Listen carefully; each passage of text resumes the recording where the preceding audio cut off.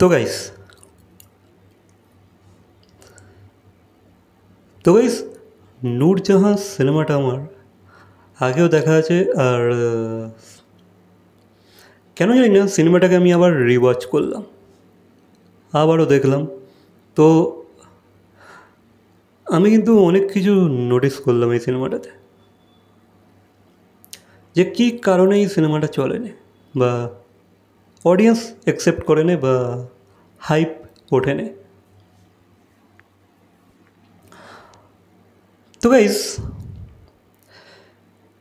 এখানে একটা জিনিস দেখলাম যে অদ্রিতকে দেখতে ভালো লাগছে বা সেই ক্যারেক্টারটার সাথে মানিয়ে গেছে তার লুকটা, সেই যে ইনোসেন্ট নূরের যে ক্যারেক্টারটা। বাট দ্য প্রবলেম ইজ, আমি অনেক জায়গায় লক্ষ্য করলাম যেই এফার্টটা অদ্রিতের লাগানো দরকার ছিল, যেই এনার্জিটা সেই ক্যারেক্টারের মধ্যে পুট করার দরকার ছিল, সেটা কিন্তু অদ্রিত দিতে পারে না। ইয়েস, অনেক জায়গায় লক্ষ্য করলাম খুব ডাল অ্যাক্টিং হয়েছে, কিন্তু খুবই ডাল। তাকে গানগুলোই ঠিকঠাক লাগছে, গানগুলো ইভেন এই সিনেমার গানগুলো বেশ ভালো, বাট কেমিস্ট্রিও ঠিকঠাক আছে হিরোইনের সাথে।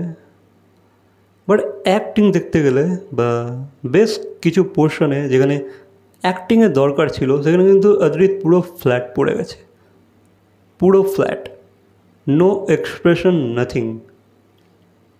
মানে কোনো আমি এফার্টই দেখতে পেলাম না সেখানে আর কি। খুবই সাটল অ্যাক্টিং হয়েছে, বাট যেগুলো দরকার ছিল সেগুলো অদ্রিত কিন্তু দিতে পারেনি। এবার জানি না, অনেক মাল্টিপল রিজনস হতে পারে এর পিছনে, যেহেতু তার এটা ফার্স্ট মুভি ছিল অ্যাজ আ হিরো, বা হয়তো তার ফার্স্ট সিনেমায় হয়তো ছিল এটা। এর আগে হয়তো সে কোনো সিনেমাতে কোনো পার্ট চরিত্র হয়তো করেও নি, তো হতে পারে তার ফার্স্ট সিনেমার কারণে। বাট ক্যারেক্টারটা ঠিকঠাক ছিল, কিন্তু সে প্লে করতে পারেনি ঠিকঠাক। হ্যাঁ, গানগুলো আমাদের ভালো লাগে বা বেশ কিছু সেন্স আছে, ঠিকঠাক লাগে। বাট অনেক অনেক জায়গায় আমি দেখলাম অ্যাক্টিং খুবই ফিকা পড়ে গেছে, খুবই ডাল পড়ে গেছে। যেখানে অদ্রিতকে একটু এক্সপ্রেসিভ হওয়ার দরকার ছিল, সেই পোর্শনগুলো দেখলাম খুবই ফিকা, জাস্ট নর্মালি দাঁড়িয়ে আছে, কোনো এক্সপ্রেশন নেই, কিছু নেই। তো আমি একটা জিনিস লক্ষ্য করলাম, এই সিনেমাটা না চলার পেছনে কিন্তু অনেক কারণ থাকতে পারে। আর তার মধ্যে হয়তো এটা অন্যতম কারণ হতে পারে যে অদ্রিত রয় মোটো এফোর্ট লাগায়নি সিনেমাটাতে। সেটা আমি জানি না কেন, অ্যাক্টিংয়ে আমি অনেক খামি দেখলাম। অ্যাক্টিংটা আমার ঠিকঠাক লাগছিল না, বা অদ্রিত যে আদৌ এফোর্ট দিচ্ছে সেটা মনে হচ্ছিলো বেশ কিছু পোর্শনে অদ্রিত একদম এফোর্টলেস দাঁড়িয়েছিল। যেখানে এফোর্ট দেওয়ার দরকার ছিল, যেখানে নিজেকে এক্সপ্রেস করার দরকার ছিল, সেখানে কিন্তু অদ্রিত মোটেও এক্সপ্রেস করছিল না বা এক্সপ্রেসিভ হতে পারছিল না, যেটা দেখে আমার খুব বাজে লাগলো। খুব কেমন একটা লাগছিল যে হ্যাঁ, এখানে তো একটু এক্সপ্রেসিভ হওয়ার দরকার ছিল হিরোকে, বা এখানে তো সেই এক্সপ্রেশনটা দেওয়ার দরকার ছিল, একটু এনার্জি দরকার ছিল, সেগুলো আমি মিসিং পেলাম অদ্রিতের ক্যারেক্টারটার মধ্যে। হতে পারে এটা তার ফার্স্ট সিনেমা, সেই কারণে।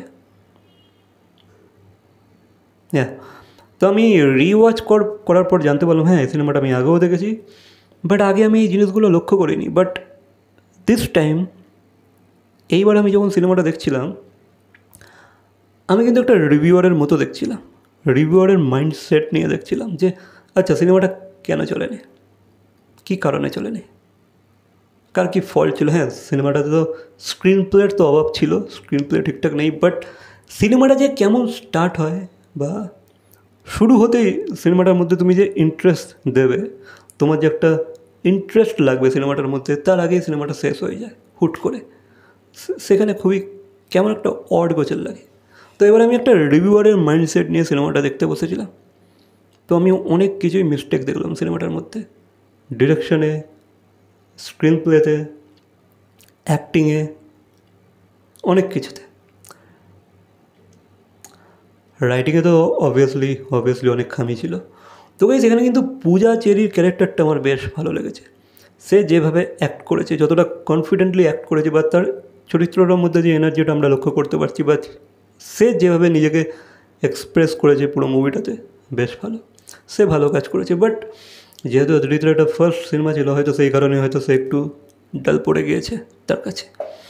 তো এই সিনেমাটা না চলার পেছনে অনেক কারণ আছে, যেটা আমি আগে যখন দেখেছিলাম অতটা আমি নোটিস করিনি বা অতটা পয়েন্ট আউট করতে পারতাম না হয়তো।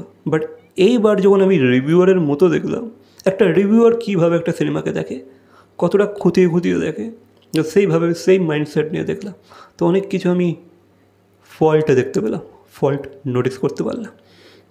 তো আমি ভাবলাম এটা তোমাদের সাথে অবশ্যই আমার শেয়ার করা দরকার, যে তোমাদেরও কি মত আমার সাথে মেলে আদেও? তোমাদেরও কি মনে হয় অদিতি এই সিনেমাটাতে ঠিকঠাক অ্যাক্টিং করতে পারেনি? খুবই ডাল অ্যাক্টিং করেছে, বা যেখানে যেগুলো দরকার ছিল সে মোটেও দিতে পারেনি। তাকে আমি এই সিনেমার প্রমোশনে যতটা এনার্জেটিকভাবে পেয়েছিলাম যখন সে প্রমোট করছিল এই সিনেমাটাকে, এই সিনেমাটাতে আমি তাকে মোটেও সেই এনার্জিটা ক্যারি করতে দেখতে পেলাম না, মিসিং ছিল। তো এবার দেখো, শুধু তো তার অ্যাক্টিংয়ের কথা না, সিনেমাটায় প্রচুর ফল্ট আছে। তাকে ছাড়াও সিনেমায় নানান ফল্ট আছে, ডিরেকশন, স্ক্রিন প্লে বললাম যেটা আর কি, স্ক্রিপ্ট, অনেক লেভেলে কিন্তু ফল্ট আছে সিনেমাটাতে। সেই কারণেই সিনেমাটা পাবলিক অ্যাকসেপ্ট করে নে বা চলে না। আর যদি তোরা কোথাও না কোথাও গিয়ে একটা হয় না, ওই যে একটা ফার্স্ট সিনেমা যদি তোমার না চলে, তোমার কনফিডেন্স লেভেল কিন্তু এমনিতে ডাউন হয়ে যাবে। বাট সেখান থেকে সে আজকে নিজেকে একটা পজিশনে দাঁড় করিয়েছে, তো এটা একটা ভালো জিনিস। বাকি আই হোপ সে যেন পাগল প্রেমী সিনেমাটার সাথে যেন ঠিকঠাকভাবে সিনেমার জগতে আবার কাম ব্যাক করে নিতে পারে। বাট তবে আমার নূরজাহাঁ সিনেমাটা আমি রিওয়াচ করার পর অনেকটাই খারাপ লাগলো। এই জিনিসগুলো কিন্তু আমি লক্ষ্য করিনি, বাট এইবার যখন দেখলাম লক্ষ্য করলাম। তো বাকি তোমাদের কি মতামত এই সিনেমাটাকে নিয়ে অবশ্যই কমেন্ট করে জানাবে। হ্যাঁ, তবে গানগুলোতে ভালো পারফরমেন্স ছিল, ঠিকঠাক, নট ব্যাড। তো গাইস, এ বিষয়ে তোমাদের কোনো মতামত থাকলে অবশ্যই কমেন্ট করে জানাবে। তোমাদের কী মনে হয় অবশ্যই জানাবে। ভিডিও হ্যাঁ, একটা কথা, হয়তো অনেকে খারাপ লাগতে পারে,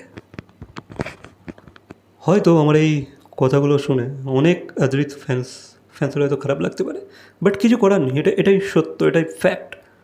আর আমি ভাই ওই মিথ্যে জাস্ট ফ্যান কেটার করার জন্য ভিডিও বানাতে পারি না, বা আমি বানাইও না, আমার ওটা পছন্দও না। তো যেটা আমার মনে হলো আজকে একটা রিভিউয়ারের চোখে যখন আমি দেখলাম, একটা রিভিউয়ারের মাইন্ডসেট নিয়ে যখন সিনেমাটা দেখলাম, এগুলোই আমার মনে হলো। বাকি তোমাদের মতামত অবশ্যই কমেন্ট করে জানাবে। ভিডিওটা ভালো লাগলে লাইক, কমেন্ট, শেয়ার, সাবস্ক্রাইব। তো দেখা হচ্ছে পরবর্তী কোনো ভিডিওর সাথে। Till then, by.